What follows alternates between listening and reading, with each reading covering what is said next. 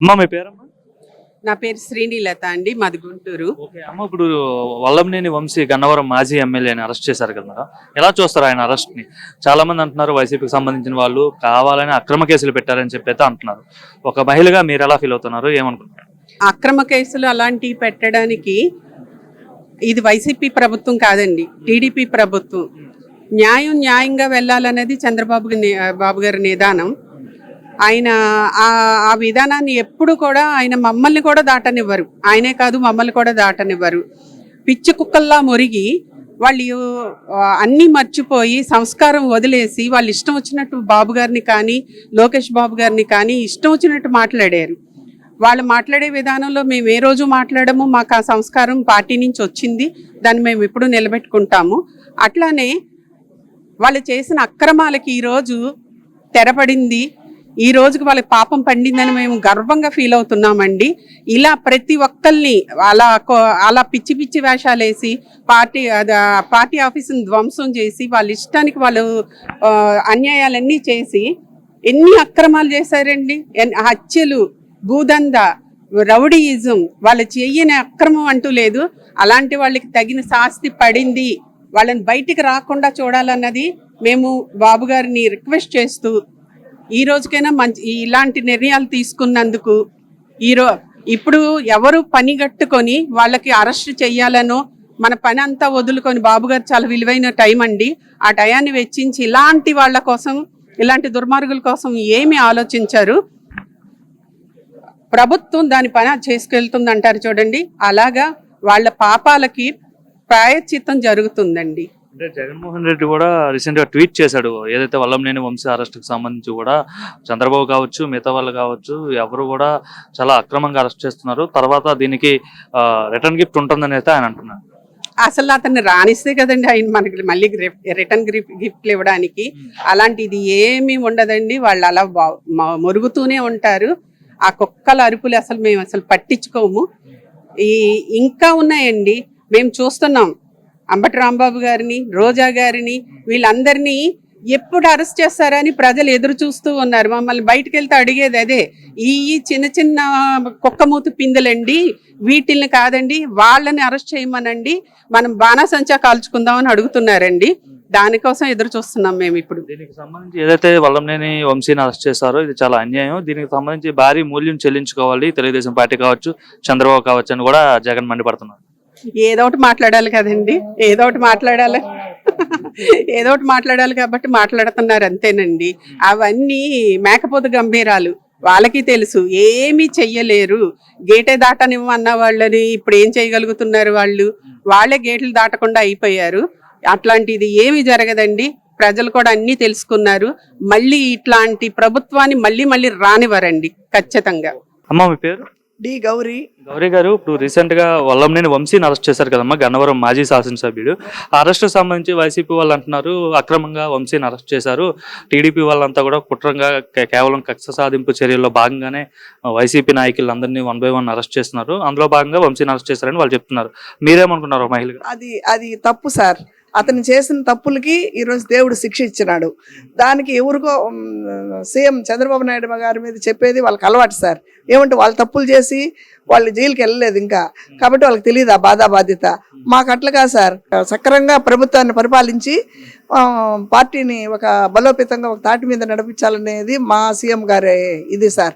ఏమంటే అతను జగన్ గారు వాళ్ళ అమ్మ చెల్లినే ఇంట్లో చూడలేదు, రాష్ట్రాన్ని ఏం పరిపాలిస్తాడు సార్? ఇల్లు చక్క పెట్టుకొని నీది ఎక్కమంటారు. వంశీ ఏం చేయకుండా అరెస్ట్ చేస్తున్నారు, రాజకీయంగా ఎదుర్కోలేక ఈ విధంగా చేస్తున్నారని చెప్తారు. తప్పు సార్. రాజకీయంగా ఎదుర్కోకపోతే తను గెలిచి ఉండాలి కదా సార్. ఎందుకు ఓడిపోయారు సార్? ప్రజలు ఎందుకు బుద్ధి చెప్పారు? అదొక్కటి ఆలోచించుకొని ఇంట్లో ఉండాలి. దగ్ధం చేయడంలో కూడా నాకేం సంబంధం లేదని వాళ్ళు చెప్తున్నారు. అదంటే సార్ దొంగత ఇప్పుడు జగన్ ఇంటి ముందర కాల్చారు, వాళ్ళే కాల్చుకొని పార్టీ మీద, తెలుగుదేశం మీద చెప్తారు, కూటమి మీద చెప్తున్నారు. అది తప్పు కదా సార్. అట్ట ప్రతి ఒక్కటి జగన్ దొంగదారిలో నడవాలనుకుంటాడు. దొంగదారిలో ఒకసారి సీఎం అయినాడు, ప్రతిసారి అవుతాడా? కాడు సార్. తనకేం తెలుసు రాష్ట్రాన్ని పరిపాలించేదానికి? అధికారంలో ఉన్నప్పుడు వైసీపీ వాళ్ళు అక్రమంగా కేసులు పెట్టడం, అంటే టీడీపీ వాళ్ళ మీద కేసులు పెట్టడం ఈ విధంగా చేశారని టీడీపీ వాళ్ళు చెప్తున్నారు. నిజంగా అట్లా జరిగిందా? జరిగింది సార్. జరిగి సీఎంనే 52 రోజులు ఉన్నాడు కదా సార్, నిరూపించుకొని వచ్చాడు బయట. వాళ్ళలాగా ఇప్పుడు దౌర్జన్యంగా వాళ్ళు చేశారనేసి ఏ రోజు అనలేదు. మా నీతి నిజాయితీ తెలుసుకొని మేము బయట వస్తామన్నాడు. ఆ విధంగానే మా సీఎం గారు బయట ఇచ్చాడు. ప్రజలు పట్నం కట్టించారు. లోకేశ్వర రెడ్ బుక్ రాజ్యాంగం నడుస్తుంది ఆంధ్రాలో అని చెప్తున్నారు. అది అనొచ్చు సార్. వాళ్ళు ఎన్నో చెప్తారు. వాళ్ళకి చేతకాని వాళ్ళు ఎన్నైనా చేయగలుగుతారు సార్. అది తప్పు సార్. వాళ్ళు తప్పు చేసి ఎదుటి వాళ్ళని కూడా తప్పు దిద్దుతున్నారు. అది తప్పు సార్.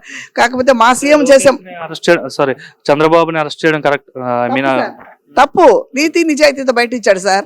అది ఎట్లా తప్పు చేస్తుంటే ఉండిపోయింటాడు అట్లే. ఆయన నీతి నిజాయితీ పరుడు కాబట్టే వచ్చాడు. ప్రజలు బాగా పట్నం కట్టించారు.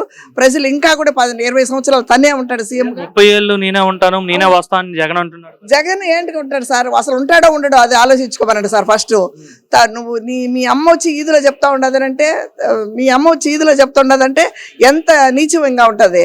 తల్లిని చెల్లిని చెప్పలేనంత దౌర్భాగ్యుడు నువ్వు రాష్ట్రాన్ని పరిపాలిస్తావా? నువ్వు ఇంట్లో ఫస్ట్ ఇంట్లోని సభ్యమే నువ్వు నాశనం చేసినావు. ఇంకా ఏం చేయాలనేసి ఇంకా నువ్వు సీఎం అవ్వాలనుకుంటున్నావు. అది జరగని పని సార్. అది జరగదు. నువ్వు కనే కళలు నిజం కాదు సార్. చంద్రబాబు నాయుడు ఎదుర్కోలేవు ఈ రోజుటికి అది ఎప్పటికైనా సరే. చంద్రబాబు నాయుడు ఎదుర్కొనే దానికి ఎవరి వల్ల కాదు సార్. ఎందుకు టీడీపీ వాళ్ళంతా కూడా కొడాలి నానిని, వల్లభనేని వంశీని, రోజాని ఇట్లా అందరిని అరెస్ట్ చేయాలని ఎందుకు కోరుకుంటున్నారు? వాళ్ళంతా వరస్ట్ పిల్లలు సార్. వాళ్ళు చేసిన తప్పులు వాళ్ళకే దేవుడు శిక్షిస్తాడు. ఓపిక్గా 1 by 1 జరుగుతా సార్. ఇప్పుడు కాదు, 1 by 1 జరుగుతా సార్. నెక్స్ట్ గుట్కా నానిని, మళ్ళీ రోజా మాట్లాడిన మాటలకి ఒక చంద్రబాబు నాయుడు ఒక సీఎంగా ఉండేటప్పుడు ఆమె పార్టీలో ఉండి ఆమె మాట్లాడిందంటే నీకు రాజకీయ బిచ్చి పెట్టింది చంద్రబాబు నాయుడు. శివప్రసాద్ గారు ఎంపీగా, తిరుపతి ఎంపీ శివప్రసాద్ నిన్ను తీసుకొని వచ్చేది పార్టీ ఏమనేది తెలిసేదానికి. నువ్వు మాట్లాడితే కూడా సబాబేనా? చిన్న పిల్లల్ని అడిగితే కూడా చెప్తారు ఈ రోజుల్లో రోజా సంగతి. నువ్వు మాట్లాడి నీకు కూడా పడుతుంది శిక్ష. ఓపిక. మేమైతే మా సీఎం గారు అయితే ఏమీ చేయడు సార్ అటువంటివి. వాళ్ళు చేసినంత మోసం చేస్తుంటే వచ్చిన రోజే జగన్ లోపలేస్తుంటారు. కానీ ఆయన చేయడు. సౌమ్యంగా సాధారణంగా దేవుడే శిక్ష ఇవ్వాలని ఆలోచిస్తాడు సార్. నువ్వు మీ అమ్మ మీ నాన్నని ఆలోచించకుండా చేస్తావు. ఆ విధంగా మా సీఎం చేయలేదే. ప్రతి పండక్కి పోయి వాళ్ళ అమ్మ నాయన్ని గౌరవించి ఊరికి పోయి బట్టలు పెట్టి మంచి చేస్తాడు. నువ్వు మీ అమ్మకి తల్లి బతికుంటే అన్నం పెట్టలేదు. నువ్వు ఒక సీఎం, నువ్వు ఒక జగను, నువ్వు ఒక ఇదే కడప రాజకీయం తెచ్చేసి విజయవాడ హైదరాబాద్లో పెడతావు. నీకు అది సబాబేనా? రౌడీ రాజ్యం కదా అది. మంచి రాజ్యం కాదు సార్ అది. మా సీఎం మంచి నడవడికల్లో నడుస్తుంది. మా సీఎంఏ ఉంటాడు ఇంకా కూడా 20-30 సంవత్సరాల దాకా కూడా. సార్ మీ పేరండి? నా పేరు అబ్రహాం అండి. అబ్రహాం గారు, ఇప్పుడు వల్లభనేని వంశీని అరెస్ట్ చేశారు, చూసారా న్యూస్? ఎలా చూసారు ఈ అరెస్ట్ ని? వైసీపీ వాళ్ళంతా ఏమంటున్నారంటే అక్రమంగా అరెస్ట్ చేశారు, కక్ష సాధింపు చర్యల్లో భాగంగానే వంశీని అరెస్ట్ చేశారని చెప్పి వాళ్ళు అంటున్నారు. మీరేమనుకుంటున్నారు వంశీ అరెస్ట్ కోసం?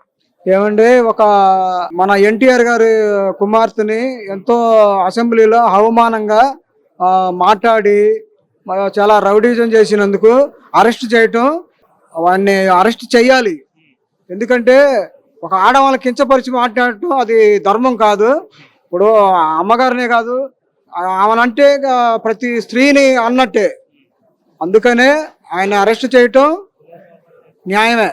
అది వైసీపీ వాళ్ళు ఎందుకు అలా అంటున్నారు? కేసులు పెట్టి భయపెడుతున్నారు మా కార్యకర్తలు కావచ్చు, నాయకులు కావచ్చు అని వాళ్ళు చెప్తున్నారు. నిరూపించాలి కదండి. అవన్నీ అన్యాయంగా చేశారంటే నిరూపించాలా? నిరూపించండి, అప్పుడు ప్రజలు కూడా ఒప్పుకుంటారు. అన్యాయం అయితే వంశీని అరెస్ట్ చేయడంలో తప్పులేదంటారు? తప్పు లేదండి. ఎందుకు టీడీపీ శ్రేణులు? పార్టీ ఆఫీస్ అంటే ఏదైనా తల్లి లాంటిదేనండి. పార్టీ ఆఫీస్ మీదకి వచ్చి గందరగోళం చేసి, మరి పార్టీ ఆఫీసులో వర్క్ చేసుకునే వాళ్ళని కూడా కొట్టి చాలా గందరగోళం చేశారు కదండి. అంటే పార్టీ ఆఫీస్ పైన దాడి చేయడంలో నా ప్రమేయం లేదు, నాకేం సంబంధం లేదని అప్పట్లో వంశీ చెప్పాడు. ప్రమేయం లేనిది ఎందుకు అంటారండి? ఇప్పుడు ఏదైనా గుమ్మడికాయల దొంగ ఎవరంటే దొంగతనం చేసినోడికేగా భుజాలు తడుముకునేది. అదండి. శ్రేణులు వల్లభనేని వంశీ అయినా కొడాలి నాని అయినా అంత కోపంగా ఉంటారు ఏమండి? 2024లోనే వాళ్ళు ఏమేమి చేశారో ప్రజా తీర్పు ఇచ్చారండి. ఇక దానికి మించింది ఏమీ లేదు. వాళ్ళు ఊయక డప్పు కొట్టుకుంటే సుఖం ఏముందండి. మరి మళ్ళీ ఎన్నికలు వస్తే మేమే వస్తామని జగన్ అంటున్నాడు. వాళ్ళు మంచి వాళ్ళు అయితే 2024 గెలిచేవాళ్ళే కదండి. మరి మనకు 164 సీట్లు ప్రజలు ఎందుకు ఇచ్చారు? వాళ్ళ ప్రవర్తన బాగోలేదని కాబట్టి ప్రజా తీర్పు ఇచ్చారు. అది మళ్ళీ వాళ్ళే వస్తామని చెప్తున్నారండి. సరేనండి, అది ప్రజా తీర్పు. మరి మనం ఈ 5 ఏళ్ళు చూసి తర్వాత మరి వాళ్ళ ఎవరు చేస్తారో, ఎవరు మంచి చేస్తే వాళ్ళకే ప్రజా తీర్పు ఇస్తుందండి.